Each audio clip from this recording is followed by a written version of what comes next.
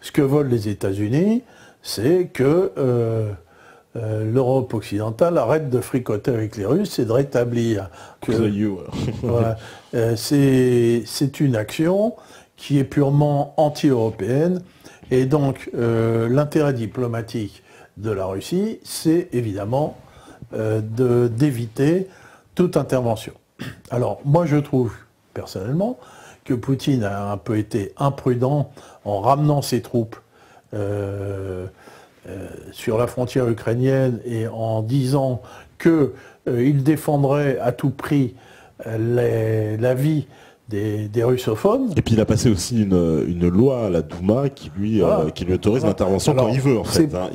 De son point de vue. Ces pauvres gens du Donbass, ils sont crus à ça, et ils se sont dit, on va commencer à combattre, les Russes vont venir derrière. Ils ont commencé à combattre, les Russes, ils viennent pas et ils viendront pas. Donc, bon, parce que quoi, Poutine, il veut pas on va dire, il sent le piège, quoi. C'est-à-dire s'il s'engage dans ce bourbier ukrainien, si j'ose dire, c'est quoi? L'OTAN, ils auront un prétexte pour aller se frotter à la Russie directement? Non, c'est quoi? C'est quoi qui craint Poutine dedans? Parce que clairement, si on parle d'un point de vue force militaire, il les écrase. Il les écrase en 3 jours. Le problème, c'est que à partir de ce moment-là, les sanctions pourraient facilement être imposées à la Russie. Hein? Actuellement, les Européens sont réticents. Oui. On voit, ils sont complètement réticents. Pour l'instant, il n'y a pas de sanctions européennes, il y a juste la gesticulation de quelques amis. Des rodomontades par-ci par-là, mais tout ça, c'est un ridicule absolu. Mais si les Russes intervenaient et que les Américains disaient, vous voyez bien, moi je vous l'avais bien dit, ils sont les agresseurs, ils sont intervenus, à ce moment-là, il serait plus aisé d'imposer des sanctions à la Russie et de couper complètement l'Europe du continent. Oui, d'accord. Ça serait le prétexte absolu. Donc là, dans ce cas-là, les Américains, ils se frotteraient les mains, ils vont dire, ils ont gagné. Eux, ils s'en foutent complètement de l'Ukraine. Alors qu'est-ce qu'ils en ont à foutre? L'Ukraine, c'est un paquet de quelque chose qui est infaisable, ingérable, qui n'existe pas et qui ne peut exister qu'en association avec la Russie. Donc, dans ce cas-là, l'Ukraine finirait, les bandéristes de l'Ouest se foutraient sur la gueule ad vitam aeternam avec les...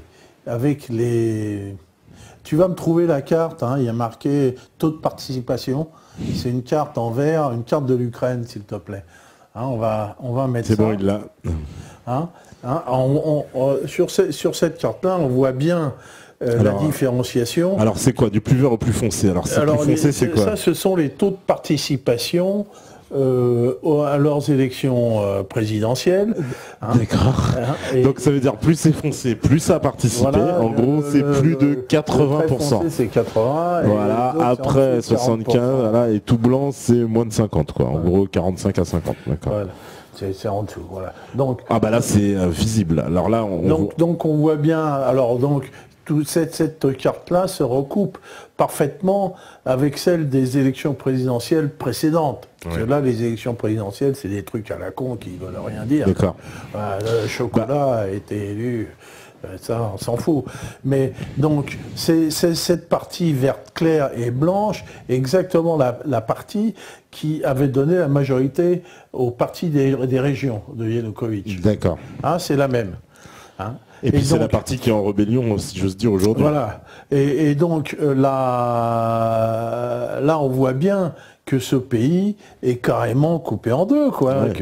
Des gens ne sont presque en trois, j'ai envie de dire, parce qu'on a clairement donc une zone à l'ouest, voilà, une zone presque centrale et une autre zone méridionale, quoi. À l'ouest, il y a des fascistes et des bandéristes, et donc c'est la partie qui était soit appartenait à l'Empire austro-hongrois. D'accord. Oui, c'est les plus occidentalisés, on va dire, des Ukrainiens, catholiques, il y a eu des Polonais, bon voilà.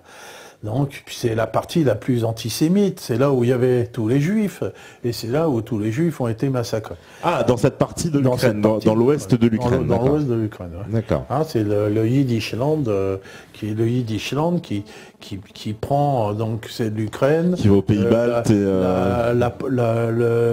de la Pologne, et qui monte aux Pays-Baltes, la Lituanie, d'où sont originaires mes grands-parents. D'accord. Donc, on voit bien que ce pays est complètement hétérogène et hétéroclite, et que, évidemment, pour les Américains, y introduire une guerre civile, c'est simple. Ah oui. C'est extrêmement simple, hein. Et donc ils ont réussi à faire ces... Donc il y a d'un côté les bandéristes et les néo-nazis engagés dans la guerre nationale qui se combattent avec des Russes qui combinent à la fois la nostalgie de l'URSS et la foi dans l'orthodoxie. Mais au niveau de Kiev, c'est marrant parce que Kiev a l'air plutôt clair, hein, si je m'abuse sur la carte. Oui, mais parce que Kiev, il y a des populations d'un peu partout. D'accord, hein, c'est pas Kiev en fait n'est pas clairement, on va dire, connoté. Mais c'est comme une capitale. Hein. Oui. Il y a des gens qui viennent de toutes les parties et puis voilà quoi. Donc c'est un peu à part quand même. C'est un peu à part. Bon, donc. On va reprendre ça, mais là, on s'y est mal pris. Donc, on va prendre... Alors, on va les prendre par ordre, hein, parce que comme elles sont, ces photos, elles sont mises par ordre naturellement. Hein.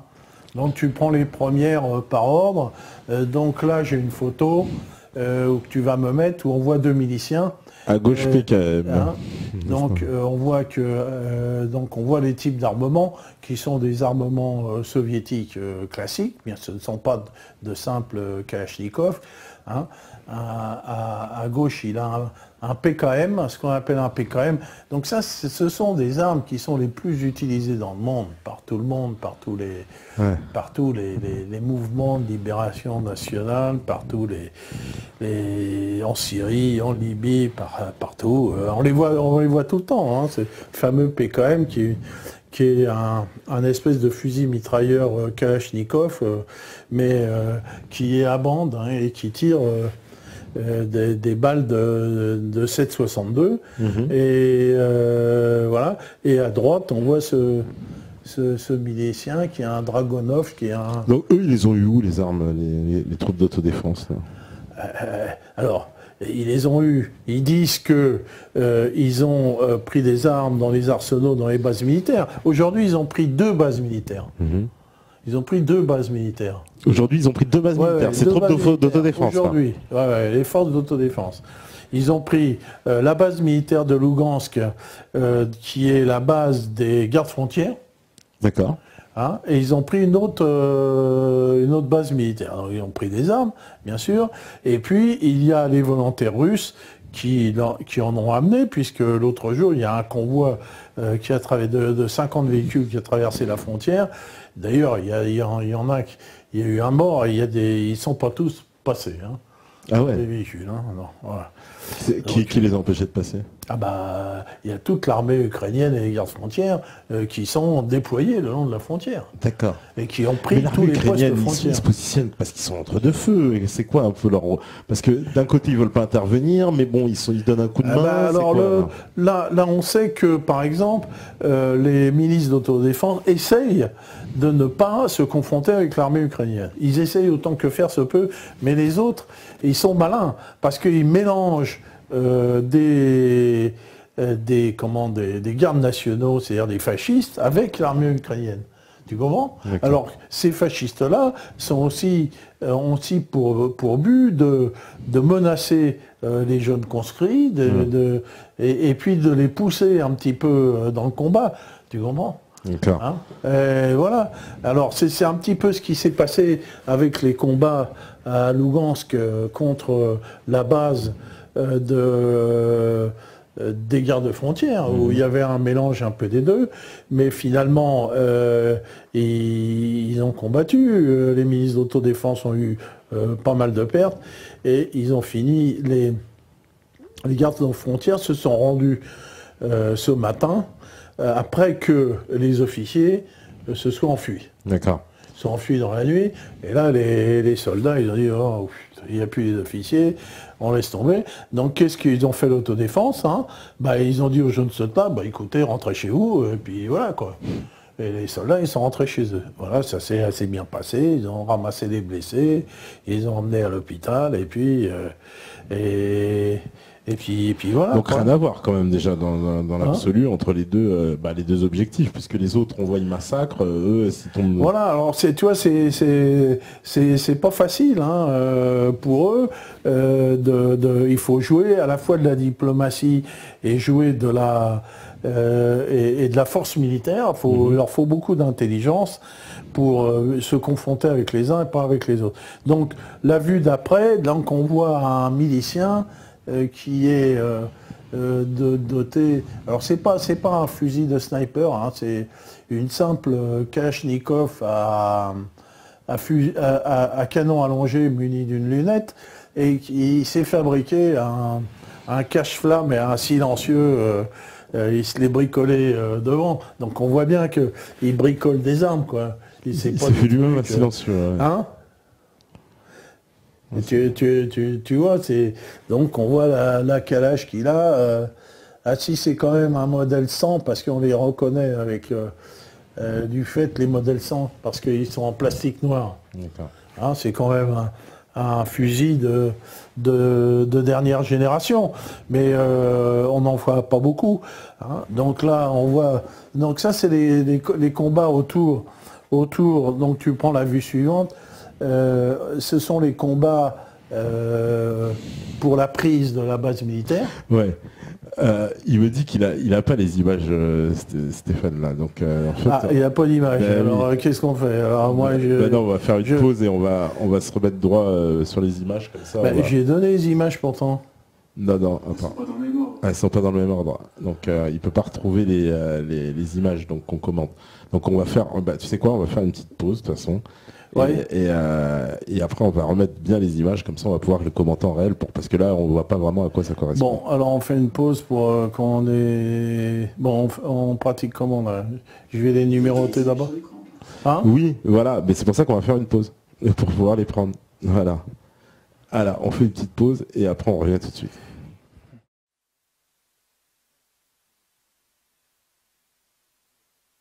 De Vladimir Poutine. Alors, bien à propos. Franchement, l'interview, c'est incroyable.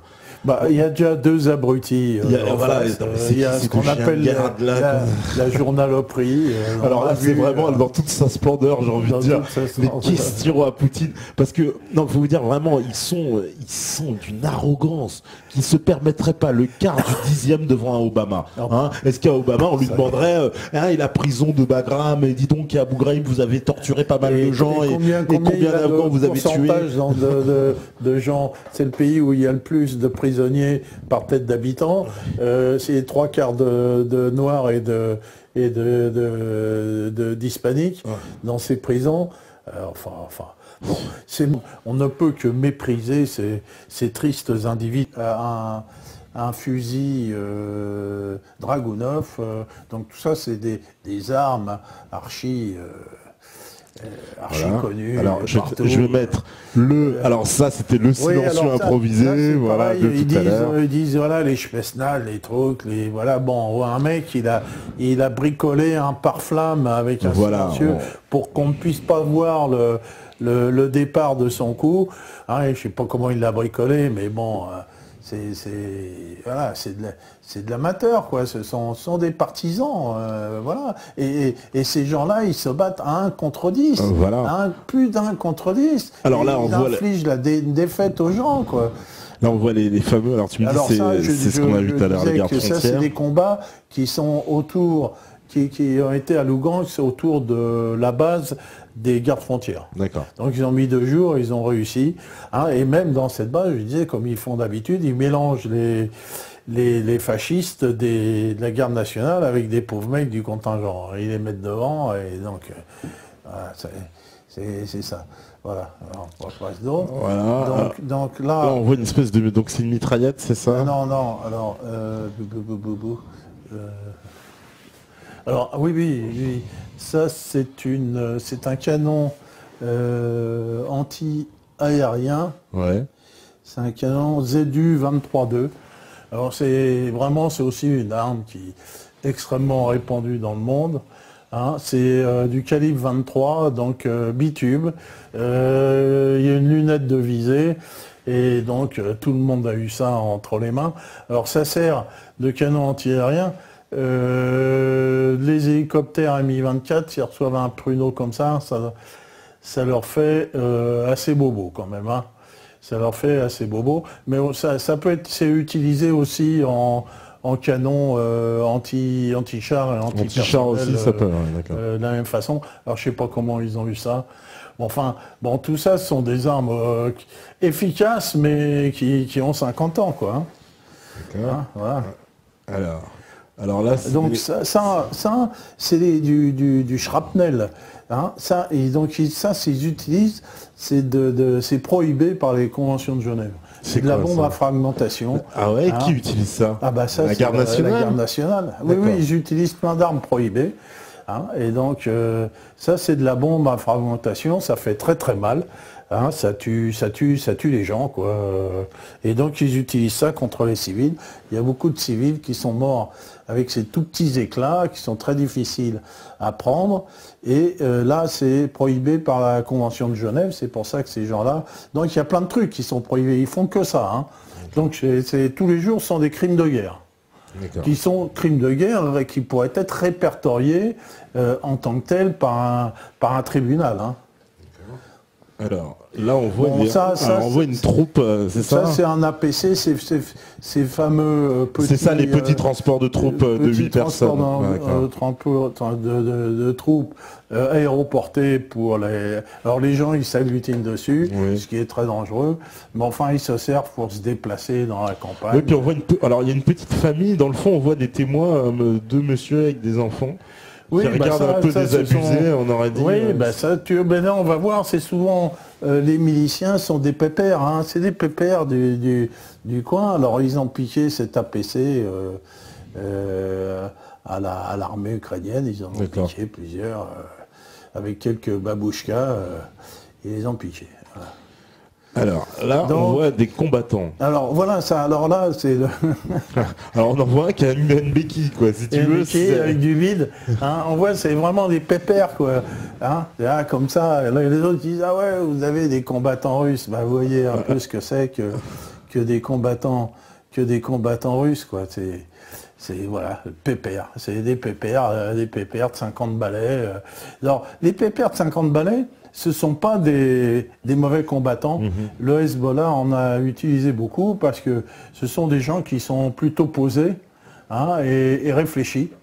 Et donc, ils font d'excellents combattants. Et puis pour tirer à la mitrailleuse, on n'a pas besoin de crapahuter ou tirer avec les manpads non plus. Hein. Donc là, ils ont une mitrailleuse, j'ai pas réussi à la retrouver, je ne connais pas ce modèle, où est-ce qu'ils ont piqué ça, cette petite mitrailleuse, j'en sais rien. Ça. Certainement un modèle extrêmement obsolète. Hein. D'accord. Alors, là... Alors, bon, là, c'est un peu atroce, c'est une image extrêmement dure. Ça, c'est devant le bâtiment administratif de Lugansk, où un avion a tiré des roquettes à la fois sur la façade et au sol, a tiré toute une salve de roquettes sur les gens. Et donc là, c'est carrément en pleine ville sur les en pleine ville, on voit qu'il y a deux femmes, une femme qui n'était pas morte. Il y a un film où on la voit avec la jambe en miettes et elle relève la tête et elle cause. Mais le film a été censuré. Ça, c'est le genre de choses qu'ils font, quoi. Voilà. Ils tirent dans le tas. Ils tirent dans le tas. Voilà. Bon, bah là, c'est une image, évidemment, on va s'en passer aussi. L'image de l'horreur, un enfant. Voilà, c'est ce qu'ils font, quoi. Tous les jours, il y a eu plus de civils que de miliciens qui sont morts. Bon, ça, c'est un entraînement. Bon, les pépères, ils s'entraînent avec quelques... Ils ont l'air jeunes, quand même, là. Ouais, il y a un peu de tout. Il y a des jeunes, il y a des vieux. Les tranches d'âge, bon, enfin, ils sont habillés un peu de briques et de broc. Ils ont des calaches. En tout cas, ils ne blaguent pas, ils sont formés tout de suite. Hein. Ils ont quand même une réaction d'autodéfense, justement, complètement incroyable, quoi. Ils sont tout de suite organisés pour défendre, hein, finalement. Ça, c'est du AK-74, donc on voit, c'est classique, c'est très classique.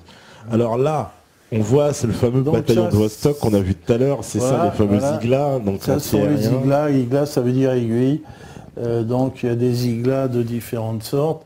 Là, d'après ce que je vois, c'est pas le dernier modèle de l'igla. Donc c'est tout le long ici, c'est une fusée qui prend tout le long, elle a 2 étages. Hein, donc elle peut shooter son avion jusqu'à 2000 mètres. Et donc elle va chercher une source thermique de 2000 degrés. Voilà, elle va tout seul chercher ça. Alors on voit les avions et ils envoient ce qu'on appelle des contre-mesures. Hein, on l'a déjà vu avec des... Hein, si vous avez vu des vidéos, avec ces boules de magnésium qu'ils envoient en permanence pour leurrer le missile. Hein. Voilà, parce que le magnésium brûle à très haute température et donc ça permet, alors eux les nouveaux iglas permettent de contrer les contre-mesures, c'est toujours ça, mais enfin l'igla a un taux de réussite d'environ 60%, ce qui est pas mal. Alors, donc là, ce sont des journalistes à l'intérieur d'un BTR 80, comme ça on voit un peu comment que c'est foutu, quoi. Les journalistes le BTR 80, occidentaux, ça? Oui, ils ont dû les mettre là, c'est l'engin à 8 roues. D'accord. Hein, voilà. C'est la meute. Alors, là... Donc là, on voit un pépère encore. Alors là, il a plus de 50 balais. Un lance-grenade autopropulsé. Donc ça, c'est le lance-grenade autopropulsé dit RPG-7, donc tout à fait classique, avec sa charge creuse. Donc là, la grenade n'est pas guidée, hein, donc il faut viser sa cible, et donc un blindage léger ne résiste pas à ça, même un mur de béton. Donc on voit donc la forme en double cône qui va focaliser le jet. Hein, donc le jet de l'explosion qui va se propager et se focaliser en un point. Et donc il va pouvoir percer un blindage. Donc ça, c'est une arme qui est hyper utilisée par tout le monde, qui est très légère, ça fait 6 kilos, moins de 10 kilos. Hein. Alors... Donc là on voit la fameuse attaque sur l'immeuble administratif de Lugansk. Oui. Donc ça, c'est le plan vu de face de l'image qu'on voyait tout à l'heure. Donc on voit l'impact de la roquette. Hein. Donc ce sont des roquettes non guidées. Hein. Donc l'avion a tiré ses roquettes contre cette façade. Et donc ils ont dit, ah oui, mais non, c'est pas nous, nous on n'a pas fait ça, ce sont les miliciens, ils ont tiré un coup de lance-grenade et puis il y a eu un accident. Non, mais il faut prendre les gens pour des cons. D'abord, et on a retrouvé les morceaux de roquettes, donc on a même pu les identifier, ce que c'était. Hein, donc c'est bien des roquettes tirées d'avions. Donc eux, ils commettent des crimes et ils font comme les nazis, c'est de la négation. Ils disent non, nous on n'a pas fait ça. Voilà, donc ils en ont tiré sur la façade, ils en ont tiré au sol. D'ailleurs, on a un petit film où on voit les explosions, je ne sais pas si on va passer. Là, on voit donc le trou, et donc là, il y a 7 personnes qui sont mortes dans cette attaque contre un bâtiment civil sciemment. Ça a été fait sciemment. Hein, l'avion, il voit bien ce qu'il fait, quoi. Hein, et qui va tirer. Là, ils étaient en difficulté au niveau de la base militaire Tu vois, l'avion il disait oui, il défendait la base des gardes frontières. Oui, oui. Et puis il était en difficulté, mais l'avion, le pilote, il a dû être en colère. Oui, il a reçu un ordre de toute façon. Oui, bien sûr. Hein, donc il venait juste de reprendre cet immeuble administratif où ils ont installé donc toute l'administration de Lugansk, et il y a la ministre des Affaires sociales et de la Santé qui est morte dans cette attaque. D'accord. Hein, voilà. Qui devait être dans ce bureau, qui est morte dans cette attaque. C'est vraiment des criminels. Ouais. Ce sont des criminels. Hein. Alors là, c'est quoi? C'est un cratère, mais ça correspond à quoi? Ouais, voilà, ça ce sont des cratères, des impacts de ces fameux missiles. On voit bien qu'un lance-grenade autopropulsé ne fait pas un cratère comme ça, quoi. Donc il y a plein de gens qui sont morts autour de ça. Hein. Hein, ça, c'est en pleine ville de Lugansk, centre-ville même. Centre-ville. Hein. Voilà, donc on voit les dégâts. Ah bah tout a été arraché, quoi. Tout a été arraché en plein centre-ville. Donc ils en ont tiré plusieurs des salves. Hein. C'est pas qu'une seule salve. Hein. Donc ça, c'était vraiment pour tuer les gens. Sciemment. Et puis les deux abrutis, là, ils parlent pas de tous ces crimes. Les deux abrutis devant Poutine. Ah bah non, devant Poutine, hein? Non, bah non. Voilà. Bah non. Hein. Il n'y a pas un mot sur les crimes de guerre qui sont passibles des tribunaux. Tout ça, c'est passible des tribunaux. Ce sont des crimes de guerre épouvantables. Là, on voit, il y a... Alors là, on voit, c'est devant l'immeuble. Ouais, on voit un mort dans le fond. C'est toujours l'attaque du... C'est toujours l'attaque de Lugansk. De Lugansk, de l'immeuble administratif en plein centre-ville. Hein. Voilà, donc là, il y a une autre photo terrible. On a des photos terribles. Voilà, des femmes, c'est que des femmes hein, qui sont là, là c'est terrifiant. Hein.